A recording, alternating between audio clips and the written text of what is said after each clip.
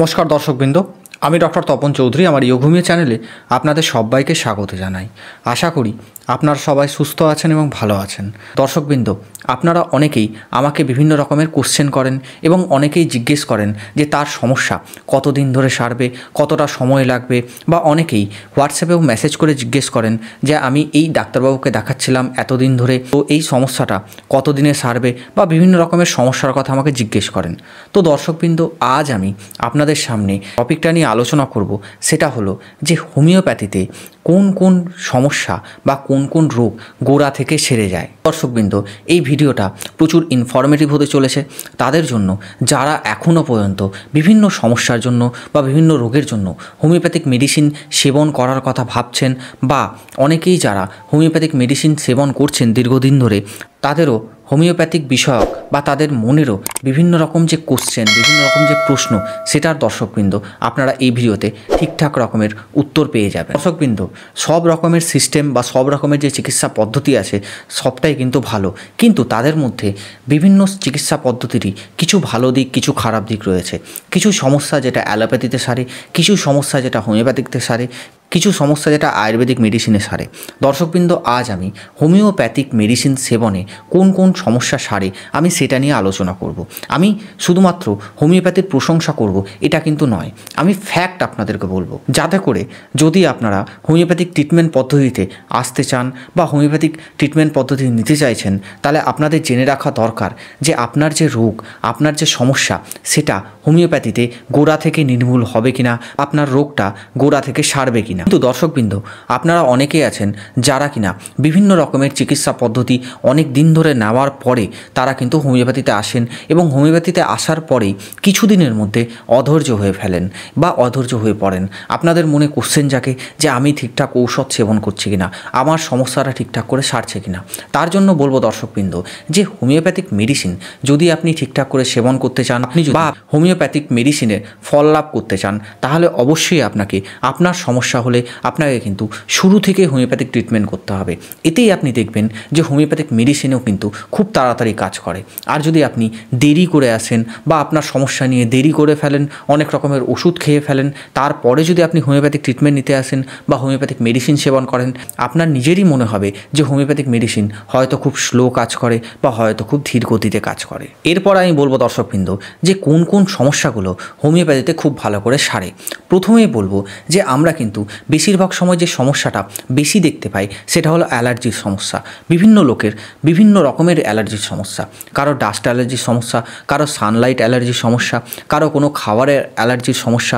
দর্শকবৃন্দ, এই যে অ্যালার্জিক সমস্যাটা হচ্ছে বা অ্যালার্জিক রিয়াকশানটা হচ্ছে, এতে আপনাকে বুঝতে হবে যে আপনার শরীরের মধ্যে বাইরের কোনো অ্যালার্জেন যদি ঢোকে, তাহলে কি হচ্ছে যে আপনার বডিতে একটা রিয়াকশান হচ্ছে এবং তারপরেই আপনার বডিতে একটা হাইপার সেন্সিটিভনেস দেখা দিচ্ছে। তার ফলে কিন্তু আপনার বিভিন্ন রকমের যে অ্যালার্জিক সমস্যা সেটা কিন্তু দেখা দিচ্ছে। যেমন আমি বলবো দর্শকবৃন্দ, ধরুন আপনি আর আপনার বন্ধু একটা জায়গায় ঘুরতে বেরিয়েছেন, সেখানে প্রচুর পরিমাণে ধুলো উঠছে বা আপনি ধুলোর রাস্তার মধ্যে দিয়ে হেঁটে হেঁটে যাচ্ছেন, তখন দেখতে পাচ্ছেন যে আপনার বন্ধুর কিন্তু সেই ধুলোটা লাগার ফলে কোনো কিছুর সমস্যা হচ্ছে না, কিন্তু আপনার তৎক্ষণাৎ হাঁচি, কাশি বা হয়তো নাক থেকে জল পড়ার সমস্যা সেটা কিন্তু শুরু হয়ে যাচ্ছে। আপনাকে বুঝতে হবে যে সেইখানকার ধুলোর যে অ্যালার্জেন সেটাই কিন্তু আপনার শরীরের মধ্যে গিয়ে অ্যালার্জিক রিয়াকশান ঘটছে। এই জন্যই দর্শকবৃন্দ আপনার এই সমস্যাটা হচ্ছে। তবে দর্শকবৃন্দ, এই সমস্যায় বা অ্যালার্জিক সমস্যায় বা যে কোনো অ্যালার্জিক সমস্যায় যদি আপনি কোনো হোমিওপ্যাথিক ডাক্তারবাবুর কাছে যান, তাহলে আপনি দেখবেন যে আপনার ঠিকঠাক যদি ট্রিটমেন্ট হয় বা আপনি যদি ঠিকঠাক ঔষধ সেবন করেন, তাহলে অবশ্যই আপনার অ্যালার্জিক যে সমস্যা সেটা কিন্তু সারবে। এই অ্যালার্জিক সমস্যা দর্শকবৃন্দ কোনো রকমের কোনো অয়েন্টমেন্ট ইউজ করা হয় না হোমিওপ্যাথিতে, শুধুমাত্র ইন্টারনাল মেডিসিন দিয়েই আপনার যে রোগের কারণটা সেটাকে কিন্তু ঠিক করা হয়। ফলেই এই যে অ্যালার্জির সমস্যা এটা কিন্তু গোড়া থেকে নির্মূল হয়। এবার আপনাদের মনে অনেকের কোশ্চেন জাগতেই পারে যে আমি অ্যালার্জির সমস্যায় যে হোমিওপ্যাথিক ঔষধটা খাবো তার জন্য কতটা সময় লাগতে পারে বা কতটা এই অ্যালার্জির সমস্যা সারবে। তো দর্শকবৃন্দ, এতে আমি বলবো যে অ্যালার্জির সমস্যা কিন্তু হোমিওপ্যাথিক ঔষধ সেবনে প্রায় 90 থেকে 98% পর্যন্ত সেরে যায়। না যদি অ্যালার্জির ফলে আপনার যদি কোনো আর্টিকেরিয়ার সমস্যা হলো, আমবাতের সমস্যা হলো, তাহলে কিন্তু তাতে আপনি যদি ওষুধ খান তাহলে অবশ্যই আপনার সমস্যাটা 2 থেকে 3 মাসের মধ্যে সারবে। অনেকের ক্ষেত্রে দেখা যায় যে অ্যালার্জিক সমস্যা থাকার কারণের জন্যই কিন্তু তার হাঁপানির সমস্যা হচ্ছে, তাদের ক্ষেত্রে কিন্তু 1 থেকে 2 বছর সময় লাগে ঠিকঠাক করে হোমিওপ্যাথি ওষুধ সেবন করলে তার যে এই সমস্যা এটা কিন্তু গোড়া থেকে নির্মূল হয়। এছাড়াও বিভিন্ন টাইপের অ্যালার্জির সমস্যা কিন্তু প্রায় 1 বছরের মধ্যেই আপনি যদি ঠিকঠাক করে হোমিওপ্যাথিক ঔষধ সেবন করেন তাহলে দেখবেন যে আপনার সমস্যাটা কিন্তু গোড়া থেকে নির্মূল হবে। নেক্সট বলবো দর্শকবৃন্দ, যে বিভিন্ন রকমের যে বিহেভিয়ার ইস্যুগুলো আমরা দেখতে পাই, যে মেন্টাল ডিজিজগুলো দেখতে পাই বা মানসিক রোগগুলো দেখতে পাই, এটাও কিন্তু হোমিওপ্যাথিক ঔষধে বা হোমিওপ্যাথিক ঔষধ ঠিকঠাক করে সেবন করলে সেরে যায়। আজকালকার দিনে দেখা যায় যে স্ট্রেস বা অ্যাংজাইটি কিন্তু প্রচুর পরিমাণে বেড়ে যাচ্ছে। অনেকের ক্ষেত্রেই দেখা যায় যে বিভিন্ন রকমের স্ট্রেসের সমস্যা, অ্যাংজাইটির সমস্যা এইগুলো কিন্তু দিন প্রতিদিন বাড়ছে, বিশেষ করে যুবকদের মধ্যে, যুবতীদের মধ্যে।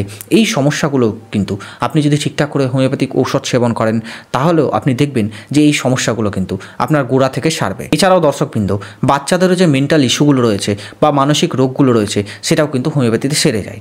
যেমন ধরুন ADHD, attention deficit hyper active disorder, যেখানে কিনা বাচ্চাদের ওভার অ্যাক্টিভিটি বেড়ে যায়। এছাড়াও দর্শকবৃন্দ অটিজম, তাতে করে আমরা দেখতে পাই যে বাচ্চা নিজের মধ্যেই থাকে বা নিজের মনের মধ্যেই থাকে।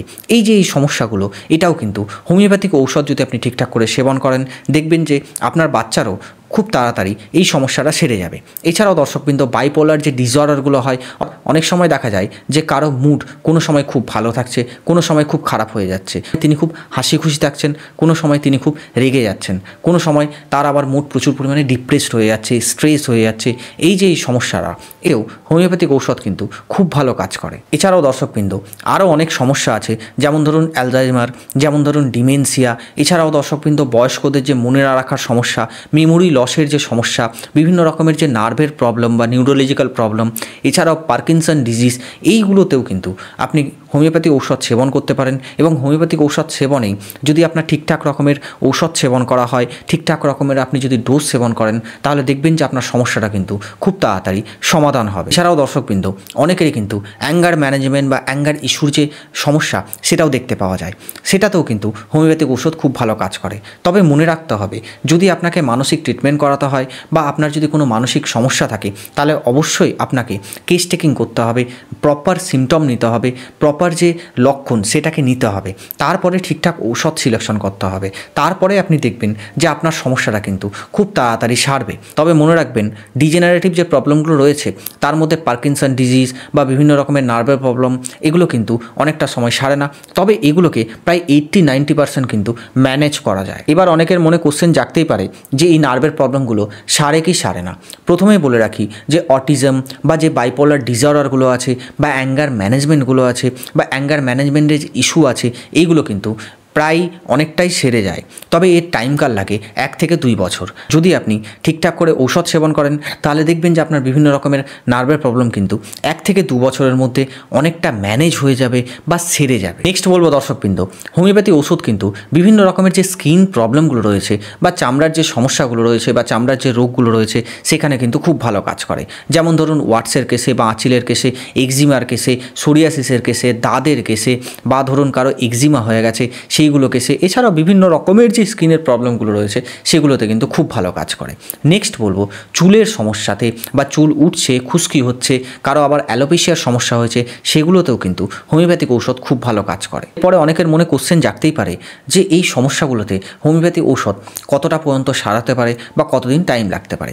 প্রথমত বলবো দর্শকবৃন্দ যে চুলের ক্ষেত্রে বা চামড়ার অসুখের ক্ষেত্রে প্রায় 80 থেকে 90% কিন্তু সমস্যা সেরে যায়। যদি আপনার এক্সিমা বা সোরিয়াসিসের সমস্যা হয় তবেই কিন্তু এটা সারতে প্রায় 1 থেকে 2 বছর টাইম লাগে। আর চুলের যে সমস্যা সেটা কিন্তু 2 থেকে 3 মাসের মধ্যে অনেকটা ম্যানেজ হয়ে যায়, এবং 6 মাস পর্যন্ত যদি আপনি ঠিকঠাক করে ট্রিটমেন্ট নেন দেখবেন যে আপনার চুলের সমস্যাটা কিন্তু পুরোপুরি সেরে যাবে। নেক্সট বলবো দর্শকবৃন্দ, অ্যাডিকশানের কেসে কিন্তু হোমিওপ্যাথিক ওষুধ খুব ভালো কাজ করে। এই অ্যাডিকশানটা হলো দর্শকবৃন্দ বিভিন্ন রকমের নেশা।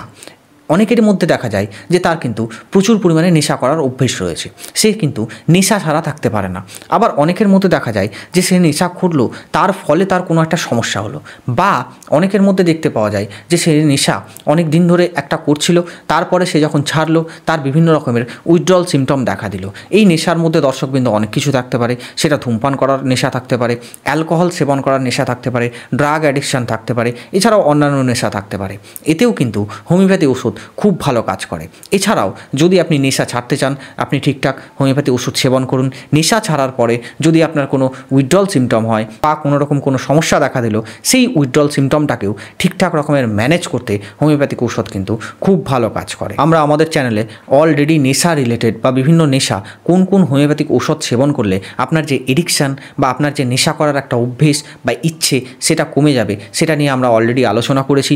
আপনারা অনেকেই এই ভিডিওটা দেখেছেন এবং অনেক ভালো ভালো কমেন্ট করেছেন। অনেকে আবার স্কিন ডিজিজের উপরে ভিডিও দেখেছেন, কোন কোন ঔষধগুলো স্কিন ডিজিজে খুব ভালো কাজ করে। এছাড়াও আমরা বিভিন্ন রকমের যে নার্ভের সমস্যা হয় বা নার্ভের সমস্যা কী করে বা কোন হোমিওপ্যাথিক ঔষধ দিয়ে সেরেছে, এরকমও ভিডিও করেছি। আপনারা কিন্তু অনেকেই দেখেছেন, ভালো কমেন্ট করেছেন। নেক্সট বলবো যে হরমোনাল ইমব্যালেন্স। এই হরমোনাল ইমব্যালেন্স বা হরমোনের যে ব্যালেন্স ঠিকঠাক না থাকার যে সমস্যা, সেটা আমরা পুরুষদের মধ্যেও দেখতে পাই, সেটা আমরা নারীদের মধ্যেও দেখতে পাই। পুরুষদের মধ্যে এই যে হরমোনটা ঠিকঠাক করে নেই, তার জন্য অনেকের টেস্টোস্টেরনের প্রবলেম দেখা দেয়, বা অনেকেরই ঠিকঠাক করে দাড়ি উঠছে না, অনেকেরই আরও অনেক রকমের সমস্যা হচ্ছে। বিশেষ করে গাইনোকোমাস্টিয়ার সমস্যা দেখা দেয় পুরুষের মধ্যে। এই সমস্যাটাও কিন্তু দর্শকবৃন্দ হোমিওপ্যাথিক ঔষধের মাধ্যমে ভালো করে ম্যানেজ করা যায়। এছাড়াও মেয়েদের বিভিন্ন রকমের যে সমস্যা হয়, সেটা হলো যদি কারো পিরিয়ডের কোনো সমস্যা হচ্ছে, যদি কারো অ্যামেনোরিয়ার সমস্যা হচ্ছে, মেনোরেজিয়ার সমস্যা হচ্ছে, ডিসমেনোরিয়ার সমস্যা হচ্ছে, মেনোরেটেরিয়ার সমস্যা হচ্ছে, তাদের ক্ষেত্রেও কিন্তু এই যে হোমিওপ্যাথিক ঔষধ যদি আপনি ঠিকঠাক করে সেবন করেন, তাহলে আপনি দেখবেন যে আপনার সমস্যা কিন্তু খুব তাড়াতাড়ি সমাধান হবে।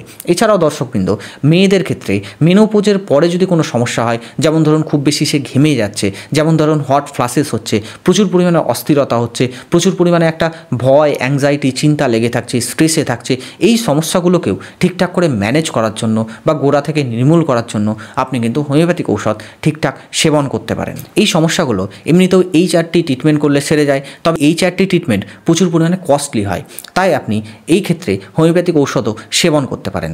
এছাড়াও দর্শকবৃন্দ কিডনি স্টোনের ক্ষেত্রে, গলব্লাডার স্টোনের ক্ষেত্রে, এগুলো ক্ষেত্রেও কিন্তু বা প্যানক্রিয়াটিক স্টোনের ক্ষেত্রেও কিন্তু আপনি হোমিওপ্যাথিক ঔষধ সেবন করতে পারেন।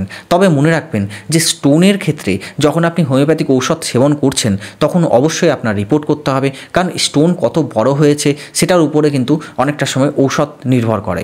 যদি সেটা মিনিমাম একটা হয়ে থাকে, তাহলে আপনি অবশ্যই হোমিওপ্যাথিক ঔষধ সেবন করুন। খুব একটা বেশি যদি বড় হয়ে যায়, তাহলে অবশ্যই আপনাকে এক্ষেত্রে সার্জারির দিকে নজর দিতে হবে বা সার্জিক্যাল হেল্প নিতে হবে, কারণ দর্শকবৃন্দ সেক্ষেত্রে কিন্তু হোমিওপ্যাথিক ঔষধ ঠিকঠাক করে কাজ করবে না, বা করলেও সেখানে কিন্তু অনেক রকমের সাইড এফেক্ট বা কমপ্লিকেশান আসতে পারে। এছাড়াও দর্শকবৃন্দ ইউটেরাইন ফাইব্রয়েডের ক্ষেত্রে, পিসিওএস বা পিসিওডির ক্ষেত্রেও কিন্তু হোমিওপ্যাথিক ঔষধ খুব ভালো কাজ করে।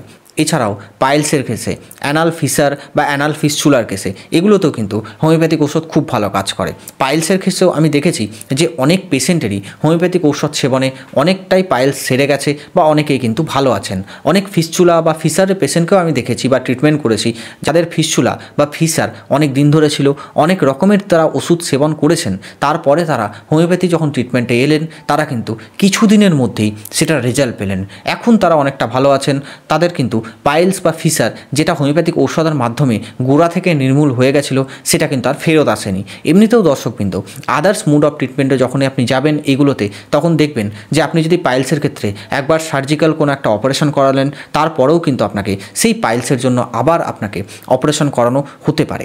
বা ফিসার বা ফিস্চুলার ক্ষেত্রেও আপনি দেখবেন যে আপনাকে কিন্তু একবার অপারেশন করলেই হবে না, আপনাকে কিন্তু পরেও একটা অপারেশন করার একটা ব্যাপারটা রয়ে যায়। কিন্তু আপনি হোমিওপ্যাথিক ঔষধ যখন ঠিকঠাক করে সেবন করবেন, দেখবেন যে আপনার সমস্যাটা খুব তাড়াতাড়ি সারবে। নেক্সট বলবো দর্শকবৃন্দ, আরও অনেক সমস্যা রয়েছে যে সমস্যাগুলোতে কিন্তু হোমিওপ্যাথিক ওষুধ খুব ভালো কাজ করে।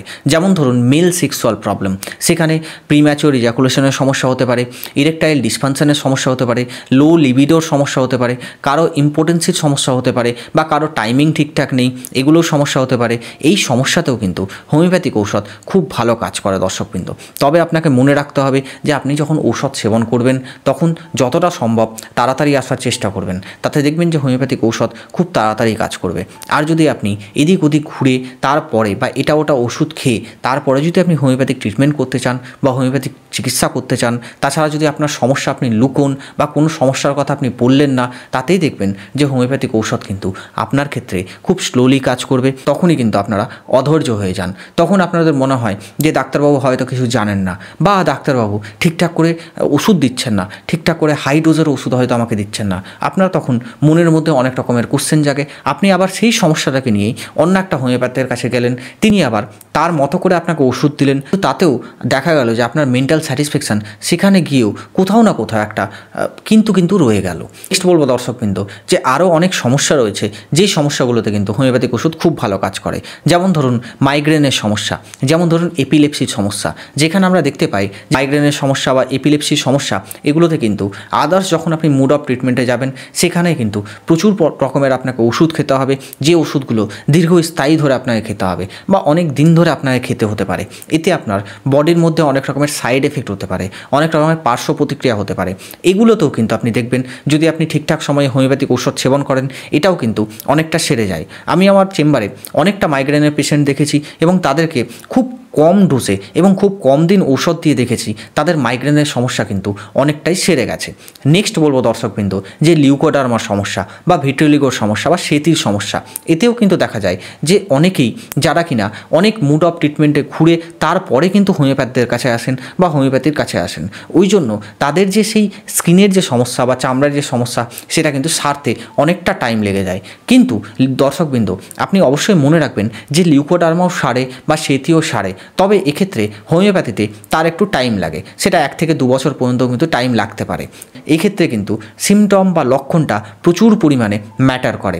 যদি আপনার লক্ষণ বা সিমটম ঠিকঠাক থাকে, যদি আপনার আদার সমস্যাগুলো যদি আপনি ঠিকঠাক করে ডাক্তারবাবুকে বলেন, অবশ্যই দেখবেন যে আপনার সমস্যা কিন্তু 1 থেকে 2 বছরের মধ্যে গোড়া থেকে নির্মূল হবে।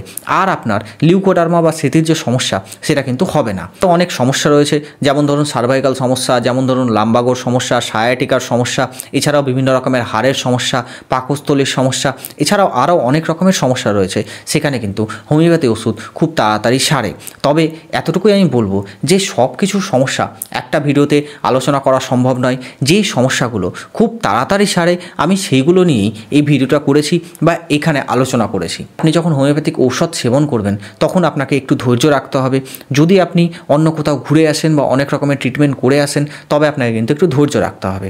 যদি আপনি প্রথম থেকেই হোমিওপ্যাথিক ট্রিটমেন্ট নেন বা প্রথম থেকেই যদি হোমিওপ্যাথিক চিকিৎসা করান, তাহলে অবশ্যই আপনি হোমিওপ্যাথি কতটা স্পিডে কাজ করে সেটা কিন্তু বুঝতে পারবেন।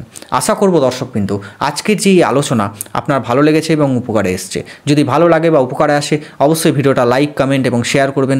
যদি আপনি এই চ্যানেলে নতুন হন অবশ্যই চ্যানেলটা সাবস্ক্রাইব করে পাশে থাকা বেল আইকনটা প্রেস করে দেবেন, যাতে কিনা যখনই আমি এরকম ইনফরমেটিভ ভিডিও আপলোড করব তখনই যেন আপনাদের কাছে নোটিফিকেশানটা পৌঁছে যায়। কোনো কোশ্চেন থাকে বা আপনার যদি কিছু বলার থাকে অবশ্যই আপনি ভিডিওর কমেন্ট বক্সে বলতে পারেন বা জিজ্ঞেস করতে পারেন। ভালো থাকুন, সুস্থ থাকুন, দেখতে থাকুন ইয়োগমিও চ্যানেল। দেখা হবে আবার নেক্সট কোনো আলোচনায় বা নেক্সট কোনো টপিকে। আজকের মতো ধন্যবাদ, নমস্কার।